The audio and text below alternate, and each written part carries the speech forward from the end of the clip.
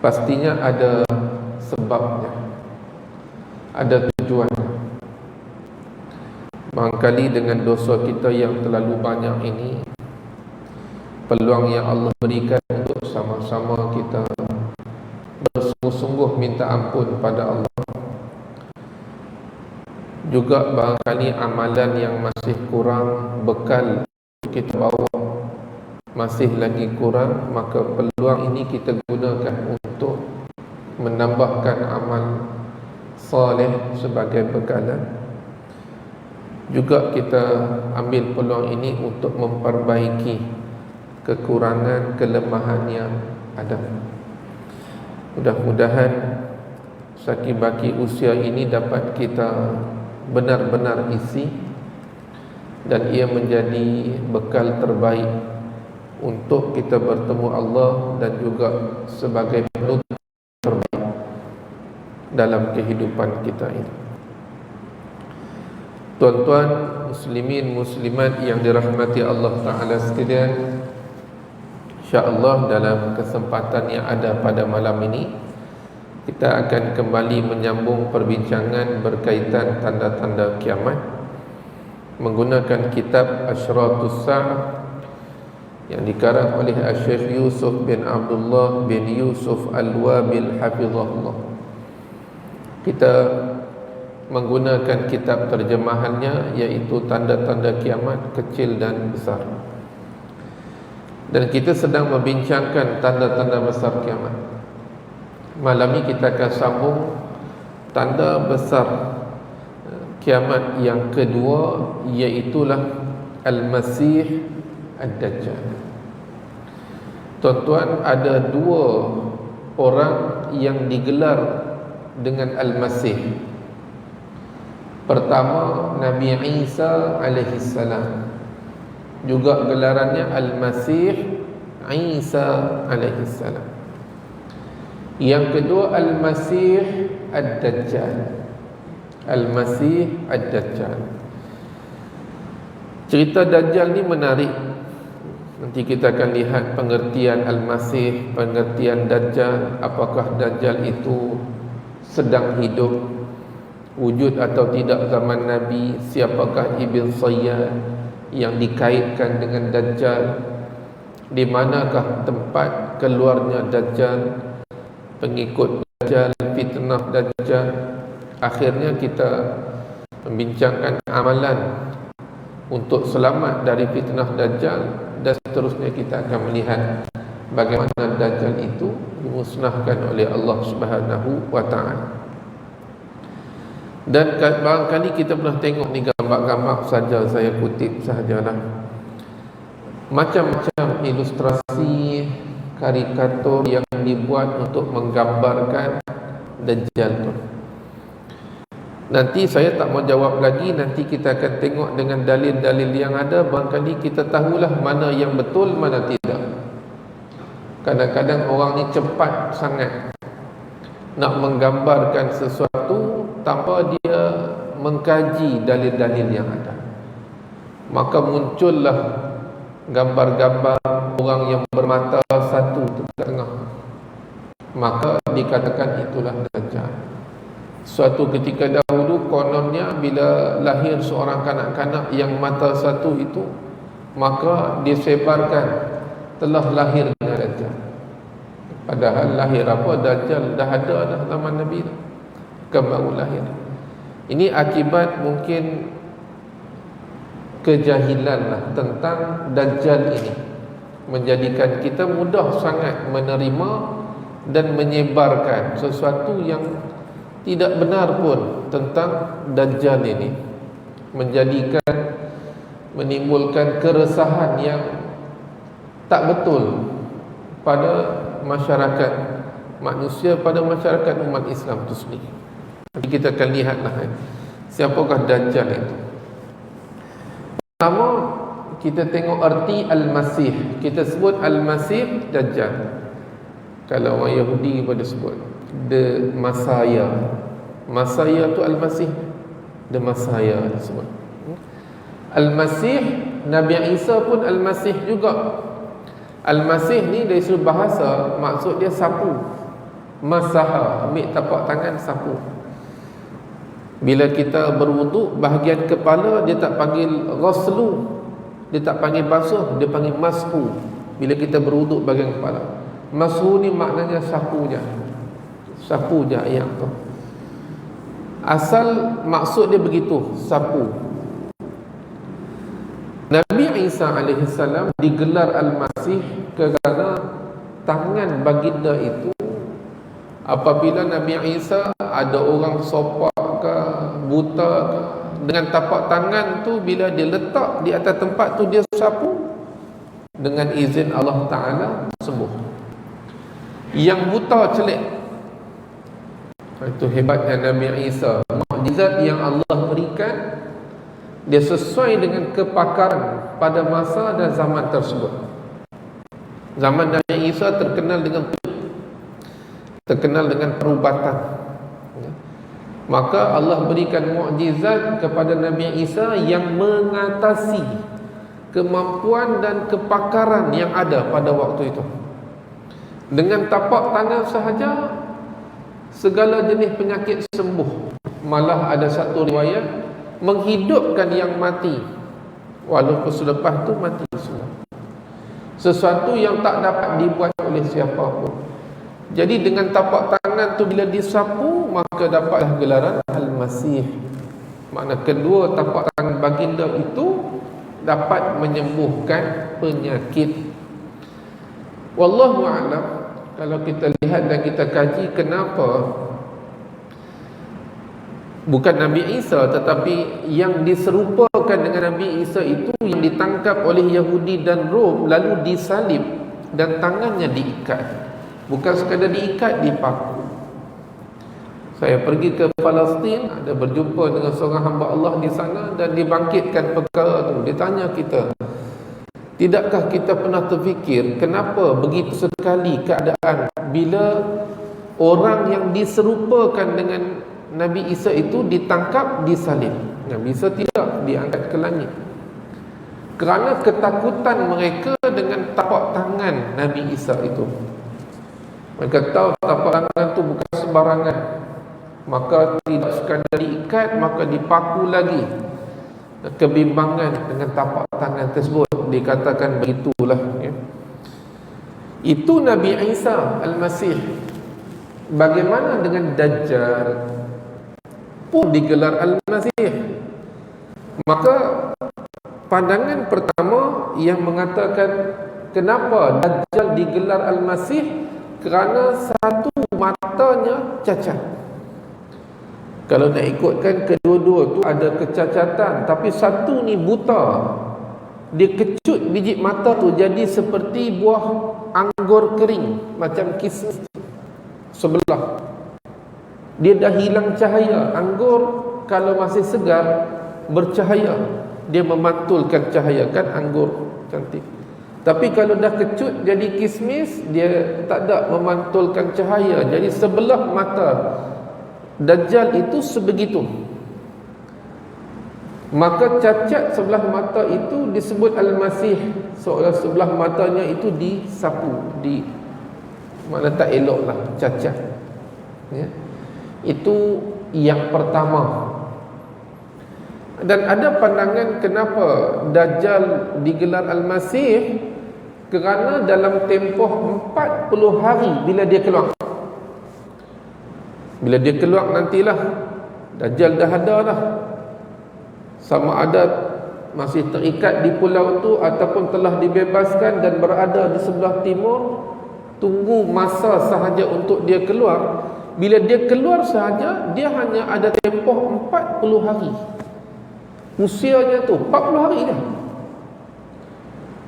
Tapi 40 hari itu padalah sebab hari pertama itu menyamai setahun lamanya. Nanti kita akan bincang. Hari yang kedua menyamai sebulan. Hari yang ketiga menyamai seminggu. Hari yang keempat sampai hari yang ke-40 yang macam hari-hari biasa. Berarti walaupun 40 hari, tapi tempohnya sangat panjang. 40 hari itu dia pergi ke semua tempat. pergi ke tempat di atas muka bumi ni mana ada penempatan, dia akan sampai. Itu disebut Al-Masih, seolah-olah semua atas muka bumi ni dia sampai. Istilahnya cerita dia sapu habislah atas muka bumi ni. Mana tempat dia sampai.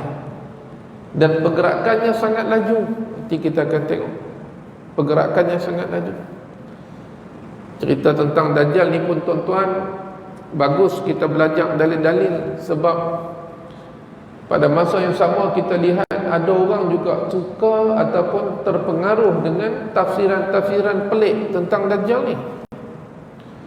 Sampaikan ada orang yang tafsir Dajjal ni adalah skrin TV ke, handset ke, mana-mana berbentuk skrin. Sebab dia kata itulah mata yang satu tu.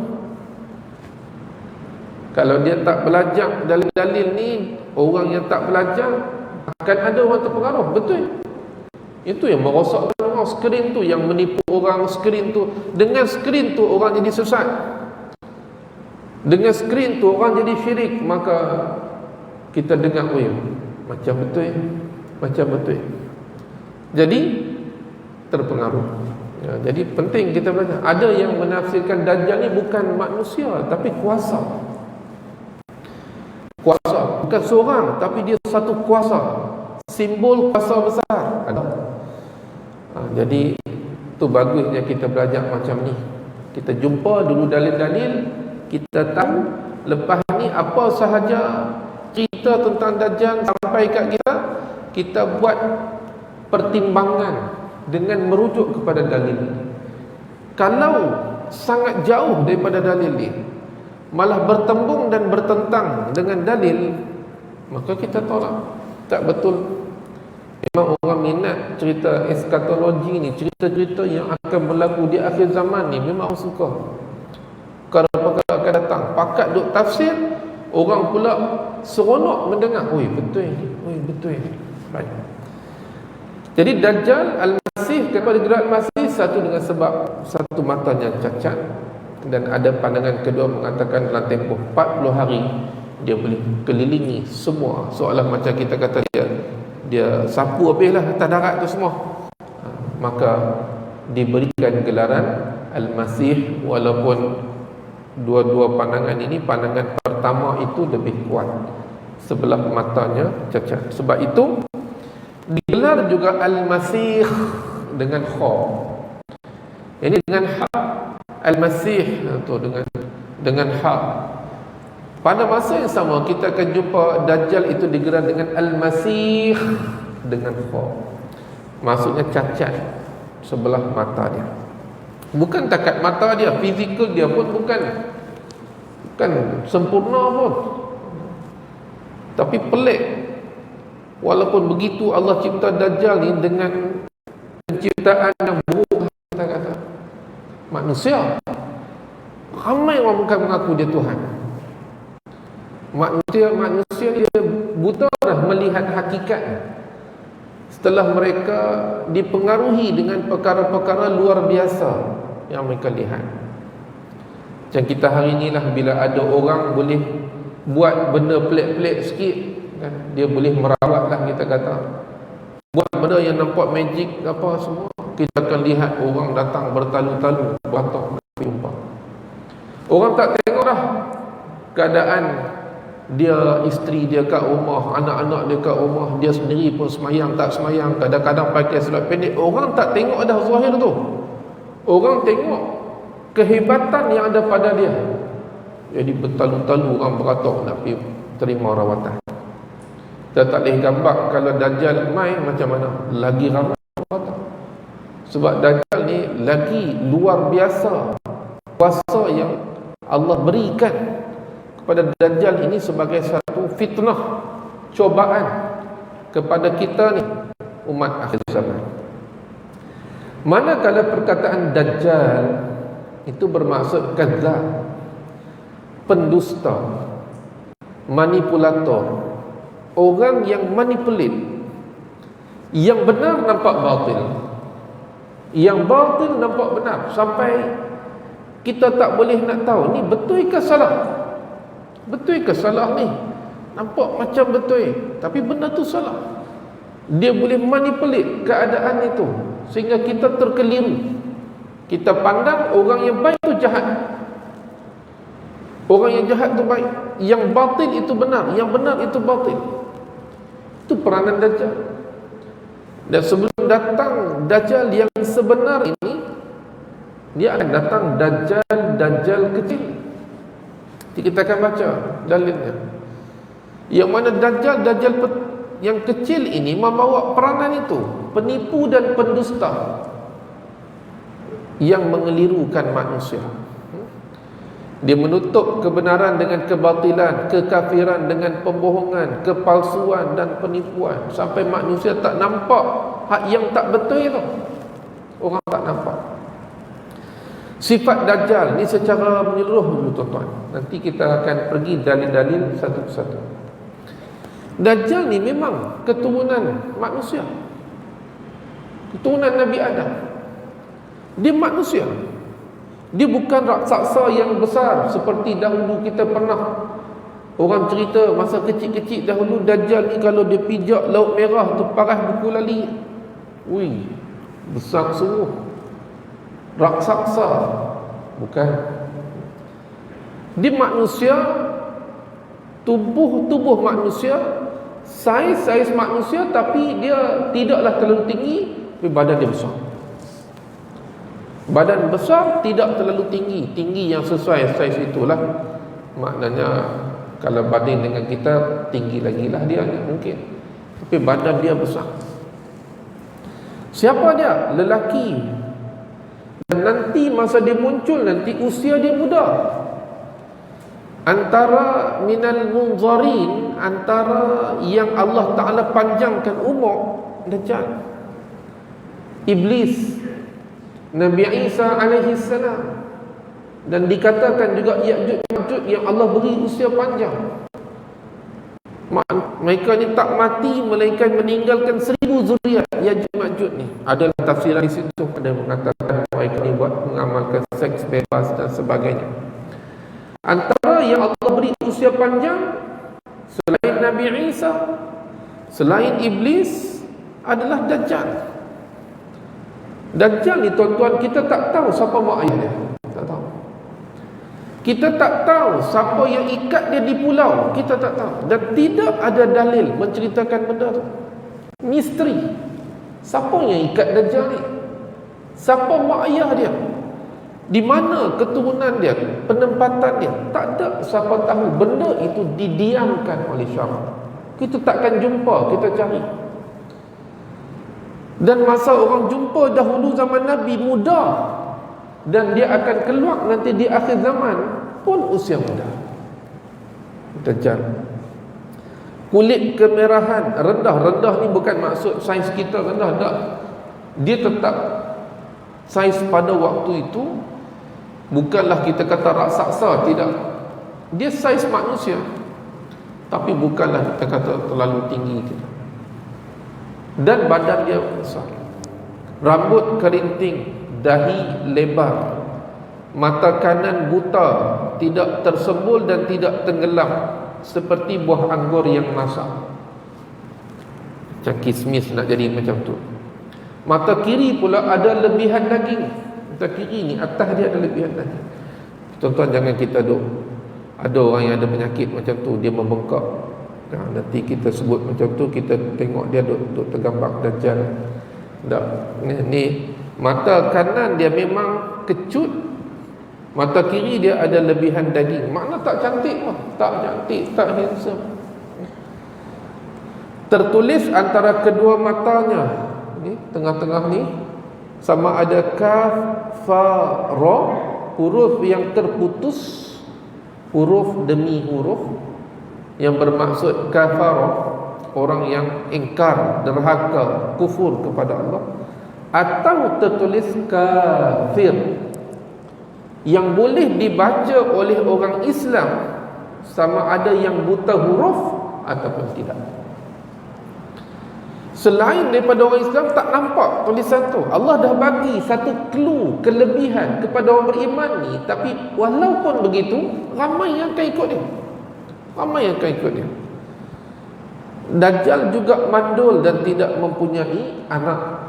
Nanti kita akan bincang benda ni. Sebab cerita Ibn Sayyad yang dikaitkan dengan Dajjal itu, yang dikatakan dia adalah Dajjal, dia berkeluarga dan ada anak.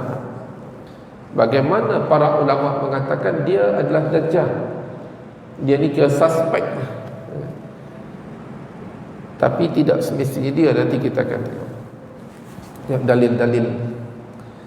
Pertamanya hadis Nabi sallallahu alaihi wasallam daripada Ibnu Umar radhiyallahu taala anhuma, bahwasanya Rasulullah sallallahu alaihi wasallam bersabda, "Baina ana naimun atufu bil bait, fa dzakara annahu ra'a Isa bin Maryam, summa ra'a ad-Dajjal, fa wasafahu."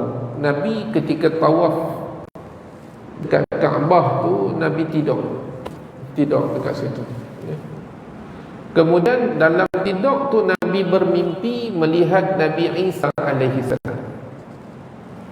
Nabi juga melihat Dajjal.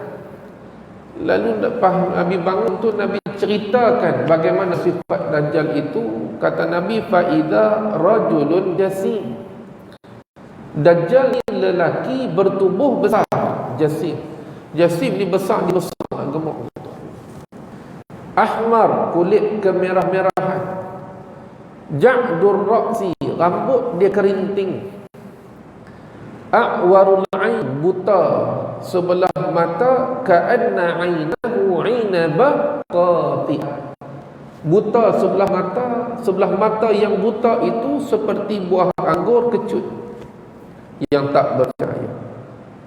Qalu hadha ad-dajjal aqrabun nas bihi shibhan ibn Qutun rajulun min Khuza'ah. Bila Nabi sebut begitu, ada sahabat yang berkata, sifat Dajjal yang Nabi sebut tu seperti salah seorang lelaki daripada suku Khuza'ah, nama dia Ibn Qutun. Yang ni dia dilahirkan pada zaman jahiliyah. Baik, kita pun tak kenal sungguh Ibn Qutun ni siapa. Dalam hadis yang lain, Inna Allah Ta'ala laysa bi'a'wa, ala wa innal masih ad-dajjal a'warul aynil yumna ka'anna aynahu aynabah tafiyah. Ingat, sesungguhnya Allah tidak buta sebelah mata. Ni Nabi mengingatkan kita ni, kalau siapa-siapa yang sampai zaman tu berhadap dengan Dajjal dalam keadaan dia taradud, dia ragu-ragu, Dajjal ni Tuhan ke tidak, Tuhan ke tidak. Sebab Dajjal ni kalau dia kata pada langit turun hujan, serta merta turun. Bila diisyaratkan kepada bumi tumbuh pokok, segera tumbuh dan membesar waktu juga. Bila ditunjukkan kepada ternakan yang mana yang kurus terus jadi gemuk, susunya banyak, serta merta. Kawasan yang kontang, kalau dia sampai sahaja penduduk di situ beriman dia Tuhan, serta merta hijau dan ada air. Kita kena ingat, Dajjal ni dia keluar waktu tu zaman kita ni nak survive pun susah, nak hidup pun susah. Satu, bekalan air yang sedikit, sangat terhad.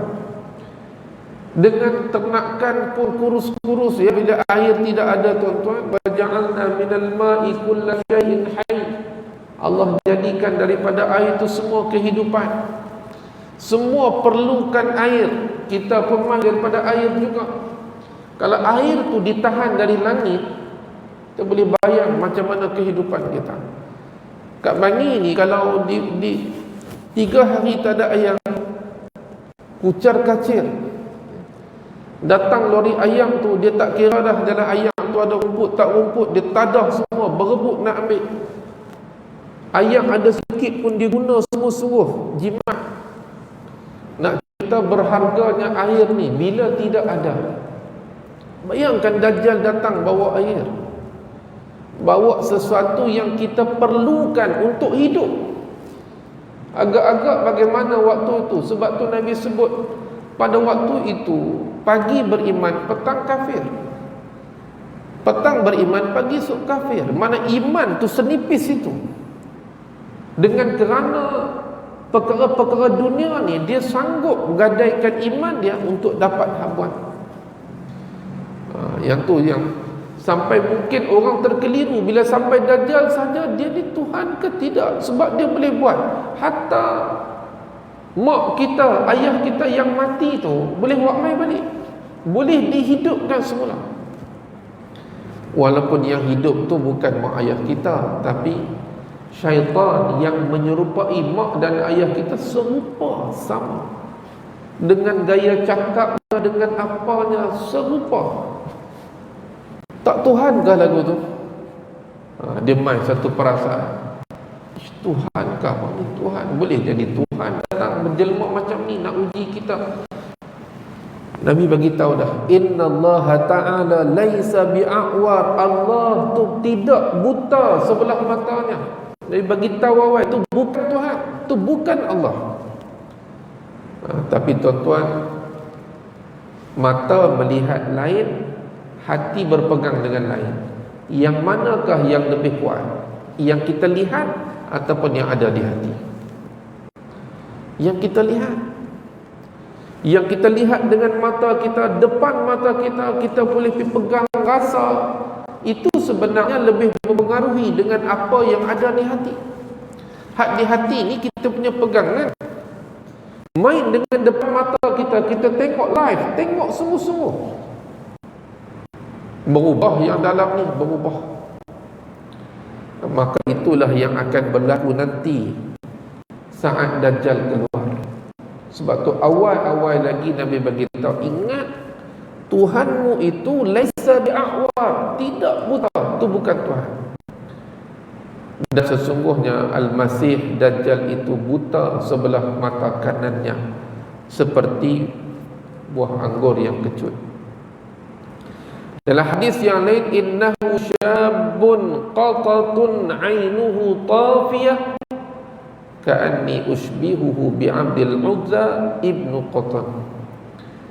Dia seorang pemuda berambut sangat kerinting, seolah-olah aku menyamakannya dengan Abdul Uzza, yang ni nama Ibn Qatan yang kita sebut tadi, lelaki daripada suku Bani Khuza'ah. Maknanya muda,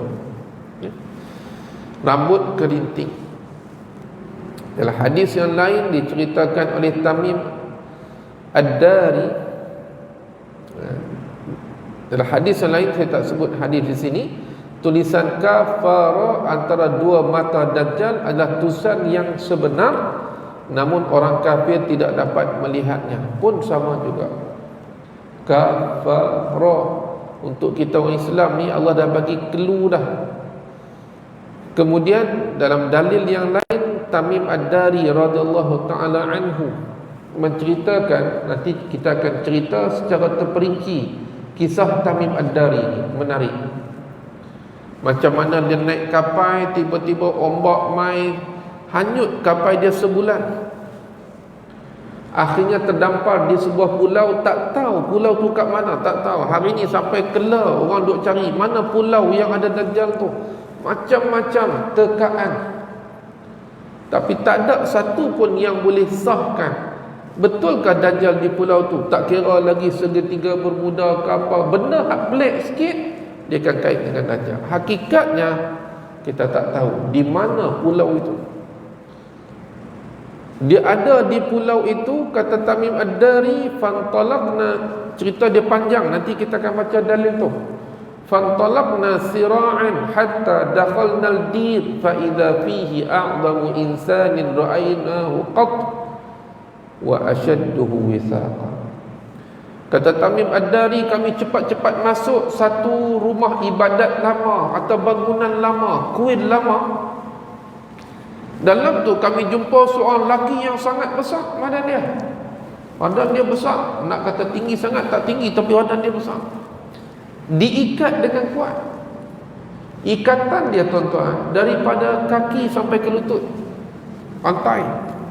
Daripada tangan sampai ke leher, rantai. Siapa yang ikat dia? Tak ada cerita yang kata kod Nabi Sulaiman ke, tak ada. Tak tahu siapa ikat.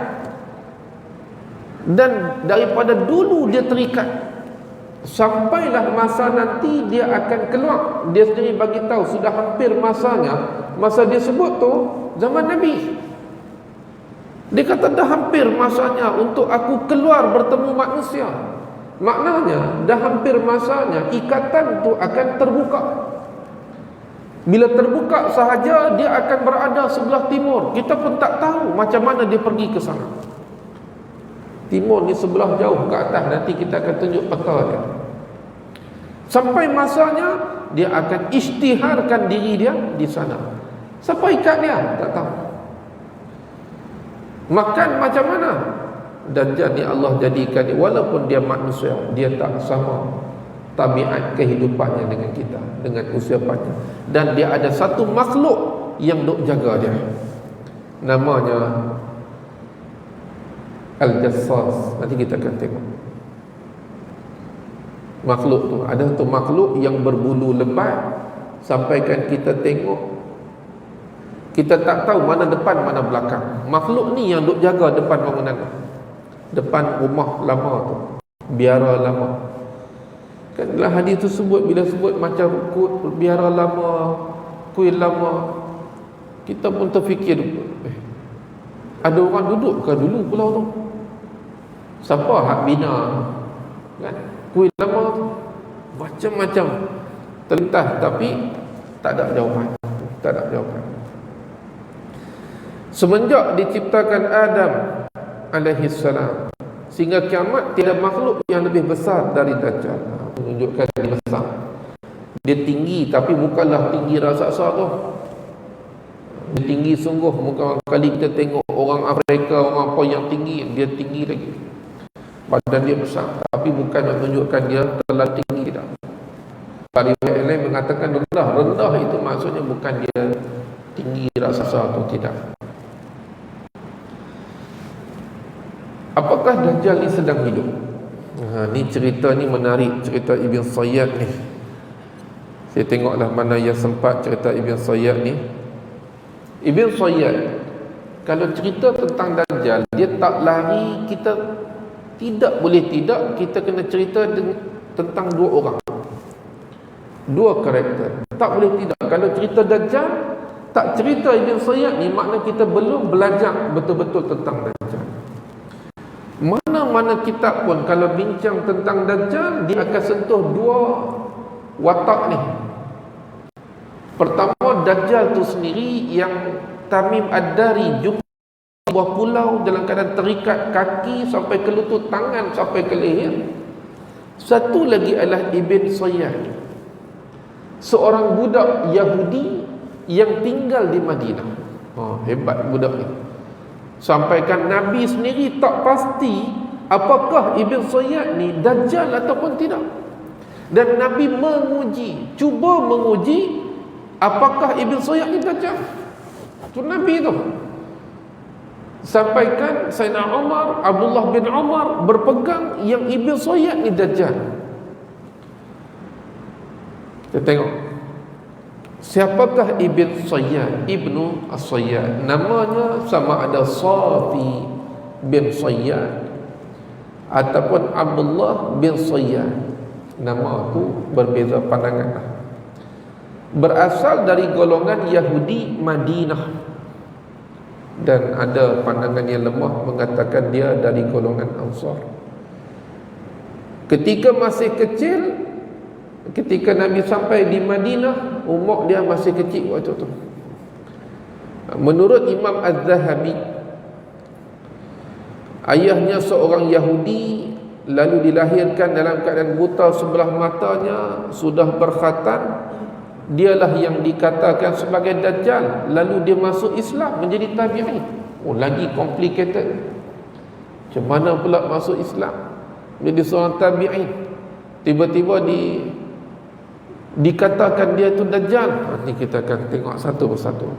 Cerita tentang Ibn Sayyad ni kita tak cerita detail, tapi kita akan melihat secara umum, kita nampak siapakah Ibn Sayyad.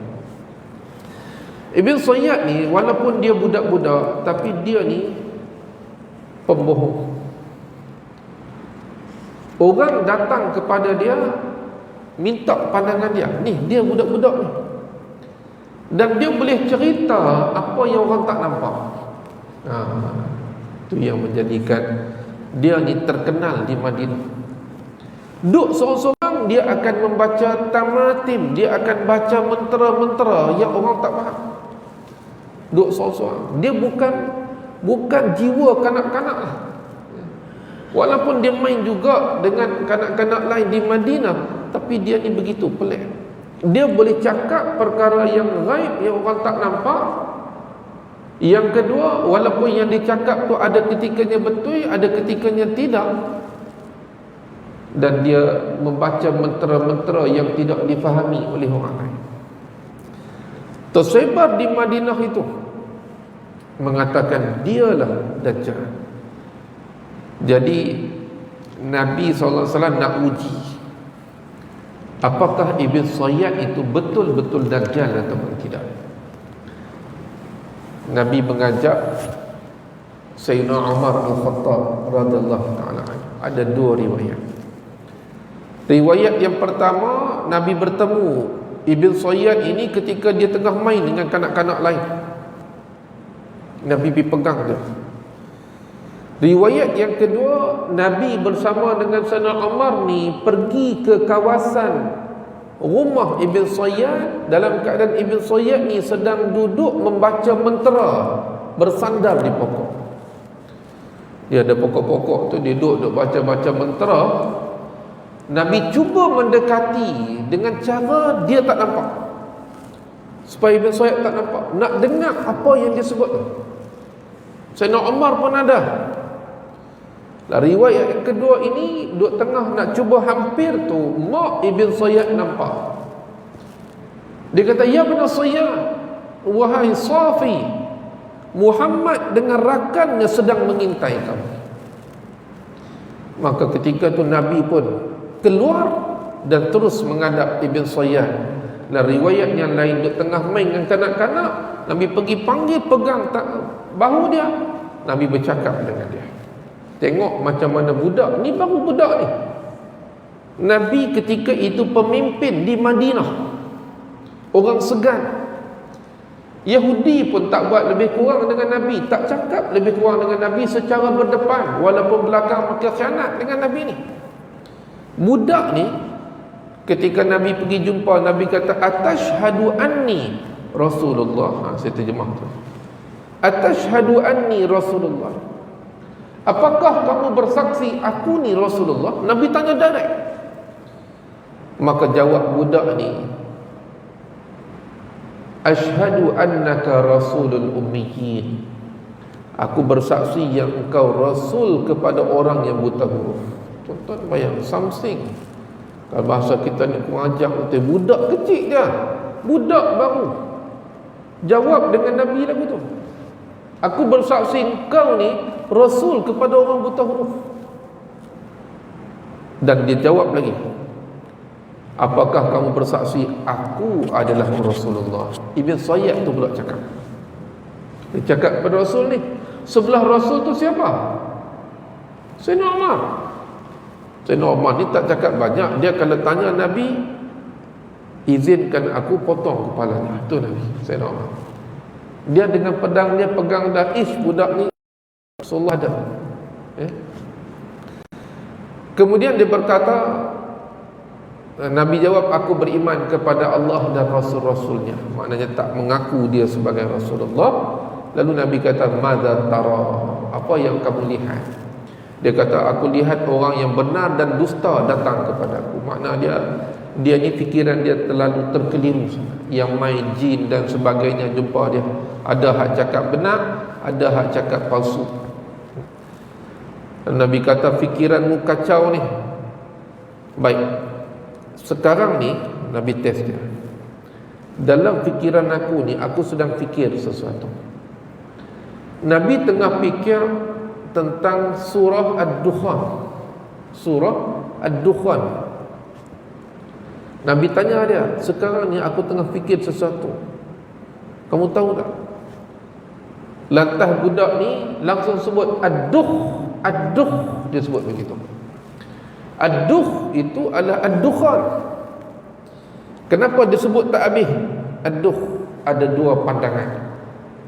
Pandangan pertama mengatakan dah memang biasa orang yang baca mentera ni, dia potong-potong kalimat perkataannya. Tuan-tuan tengok mentera-mentera yang kadang-kadang orang duk baca tu, dia potong-potong kalimah tu dia gabung. Jadi mentera kita baca tak faham, rupanya dia ambil daripada perkataan tu mencantum, kita main baca aja. Bila dia cerai-ceraikan balik, bawa main perkataan betul, baru kita nampak benda tu perkara yang syirik. Dia gabung-gabung, kita nampak huruf yang kita duk baca. Tu bahaya ni, jenis-jenis tangkal, jenis apa ni, bahaya. Kita tak tahu sebenarnya apa hak dia tulis tu, wafak ke apa ni semua yang bukan ilmu kita lah untuk nak tahu apa dia ni, rahsia ni, apa yang dia tulis, menimbulkan syubhat. Dia kata aduh, dia tak sebut ad-dukhan kerana kebiasaan orang bomoh-bomoh ni, dia tak akan sebut perkataan tu habis, dia akan potong je. Ada pandangan ulama mengatakan juga kerana memuliakan Nabi, dia tak boleh nak sebut habis, dia tak boleh sebut ad-dukhan, tak boleh aduh, aduh, dia sebut sangkut. Tapi Nabi tahu apa yang dia sebut tu betul. Nabi kata, ikhsa, duduk kamu situ, kamu takkan mampu buat apa-apa.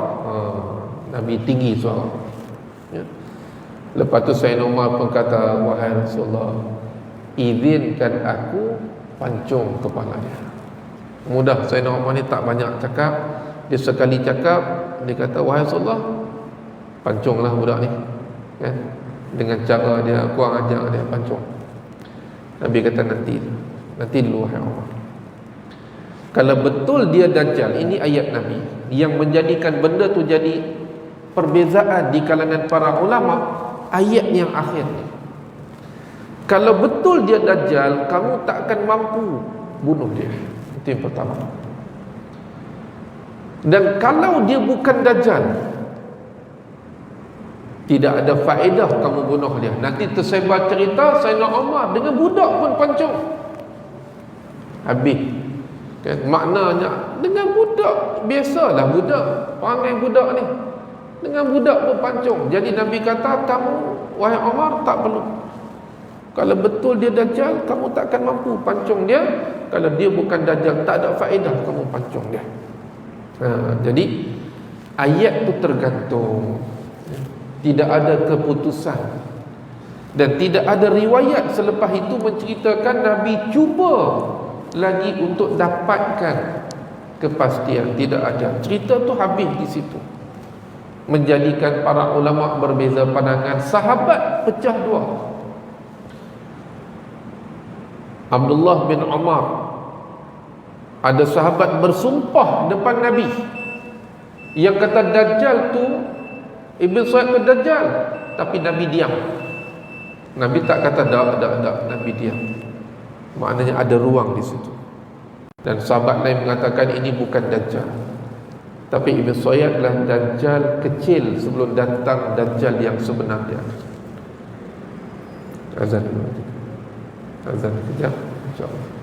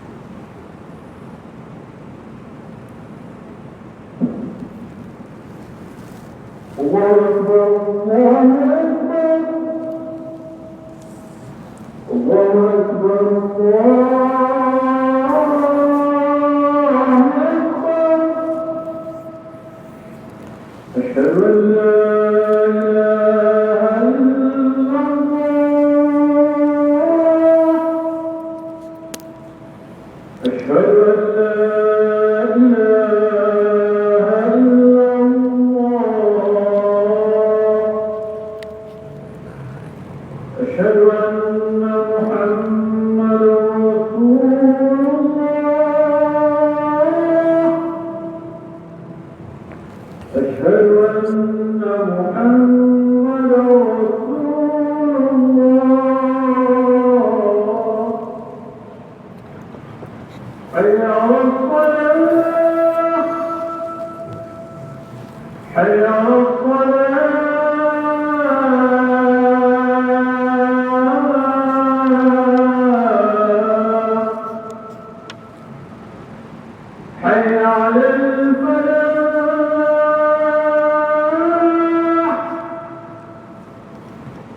حي على الفلاح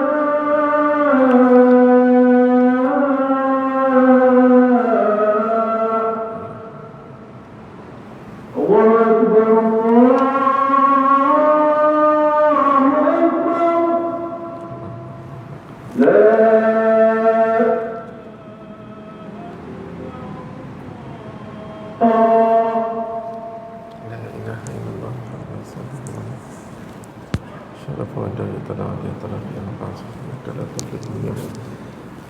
Saya sambung sikit ni, nak habis cerita tentang Ibn Sayyad, nanti kita masuk cerita lain. Dan ada riwayat yang menceritakan Ibn Sayyad ni dia masuk Islam, dia keluar berperang. Dalam satu peperangan dia hilang, peperangan Hurrah, dia hilang dan tidak dijumpai dari kalangan mayat-mayat ataupun yang syahid, atau juga dari kalangan yang hidup. Maka selepas tu cerita dia terus jadi misteri, tak tahu. Soal dia masuk Islam di Madinah, dia pun ada anak, dia keluar daripada Madinah pergi ke Mekah. Bagi ulama yang mengatakan yang dia ini Dajjal, benda tu tidak mustahil, sebab Dajjal akhir zaman nanti yang baru tak ada anak. Masa tu tak apa lagi dia ada anak, jadi muncul di akhir zaman nanti dia tidak ada anak, dalam keadaan dia kafir. Baik. Okey, yang ini last. Pernah satu ketika, kalau terlihat Ibn Umar, Sayyidina Umar pernah bersumpah Ibn Sayyad itu Dajjal. Nabi tidak mengingkarinya. Begitu juga Jabir bin Abdullah, Abu Zar juga bersumpah. Ibn Umar berkata, demi Allah, saya tidak ragu-ragu bahawa Al-Masih Dajjal adalah Ibn Sayyad. Ibn Umar pernah berjumpa Ibn Sayyad ni di satu lorong di Madinah. Lalu dia kata macam mana tahu, Ibn Sayyad ni jadi marah. Sayyad ketika tu dah jadi pemuda dah.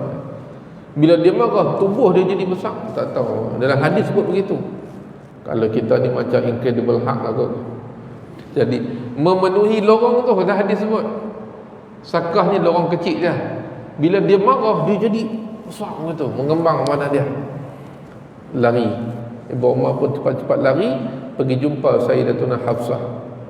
Sayyidatuna Hafsah tu orang dah cerita dah, Ibu Umar duduk pergi kacau Ibn Sayyad ni. Lalu Sayyidatuna Hafsah kata, kamu ni nak apa daripada dia? Ya. Tidakkah dulu Nabi dah bagi tahu Dajjal akan keluar kerana kemarahan yang bersangatan ketika itu.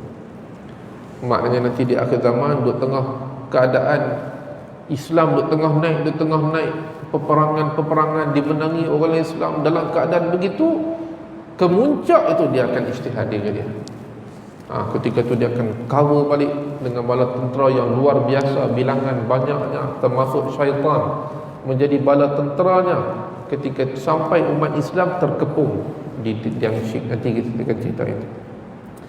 Begitu juga hadis Sa'id Al-Khudri. Ini saya ringkas dah. Sa'id Al-Khudri ini pernah satu hari nak buat haji atau umrah. Dalam rombongan tu ada Ibn Sayyad. Dia Muslim waktu tu, dah masuk Islam. Singgah di satu tempat ni tabi'in, makna dia bukan masuk Islam zaman Nabi. Selepas Nabi wafat, baru dia masuk Islam. Singgah di satu tempat, kebetulan kata Sa'id Al-Khudri, Ibn Sayyad duduk sebelah dia. Dia pun rasa tak seronok lah, sebab dia duduk dengar lagi ni, orang duduk kata Ibn Sayyad Dajjal, tiba-tiba main duduk sebelah dia. Dia pun cuba mengelak sikit. Dia pun letak, dia kata, bawa lah bekalan kamu ni, letak tempat lain, sini panas ni, cari tempat teduh sikit, letak belakang kamu. Padahal dia tak mau duduk dengan sebelah Ibn Sayyad. Lalu Ibn Sayyad tu pula, tak apalah, dia ubah barang dia. Lepas tu buat main pula susu. Ibn Sayyad ni bawa susu. Ya wahai Abu Sa'id, nah susu. Kata Abu Sa'id, aku tak suka minum daripada tangan dia tu. Nak bagi alasan apa lah. Lalu kata Abu Sa'id, cuaca panas, susu entah ni pun panas, tak sesuai lah. Jadi dia pun tak minum, tak mau nak minum ni daripada tangan Ibn Sayyad. Lah kali Ibn Sayyad dia bersuara, dia kata, aku ni kalau ikut aku ni aku stres sungguh. Kalau ikut aku ni aku nak gantung je, ambil tali gantung kat pokok ni, aku nak bunuh diri. Sebab orang duk kata aku ni Dajjal. Ni cara ayat ni. Orang duk kata aku Dajjal. Wahai Abu Sa'id, kamu kan sentiasa dengar hadis Nabi. Bukankah Nabi sebut Dajjal itu tidak boleh masuk Mekah dan Madinah?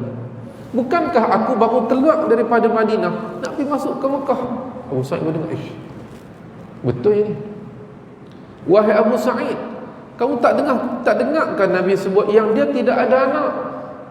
Mandul, aku ni ada anak, aku tinggal di Madinah, nak pergi ke Mekah. Abu Sa'id tengok betul dah hujah dia.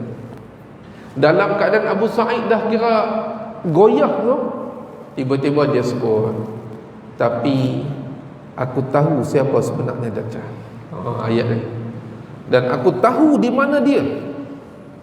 Bila dia sebut begitu, kata Abu Sa'id, tabban, celaka sungguh Abu Sa'id. Tadi hampir-hampir dah aku percaya dia ni bukan.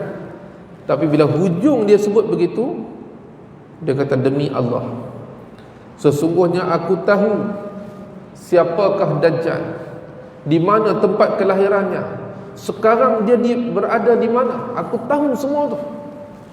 Maka Abu Sa'id kata, celaka kamu sepanjang hari ini. Sungguh-sungguh aku dengar dari tadi. Lah kali ayat dia itu menyebabkan Abu Sa'id tarik balik.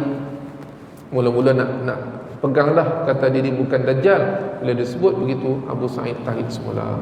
Di tuan-tuan dan hadirin Allah Ta'ala sekalian, tentang Ibn Sayyad ni, majoriti ulama mengatakan Ibn Sayyad ni adalah Dajjal daripada Dajjal kecil, bukanlah Dajjal sebenar di akhir zaman nanti.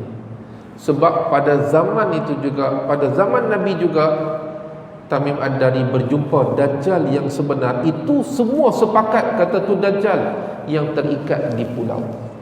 Yang kita akan baca hadis ni insya-Allah pada kuliah yang akan datang, cerita tentang pelayaran Tamim Ad-Dari dan bagaimana Tamim Ad-Dari berjumpa dengan Dajjal yang terikat di sebuah pulau.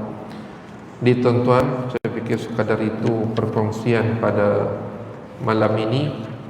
Mudah-mudahan adalah manfaat yang untuk diri saya dan tuan-tuan semua.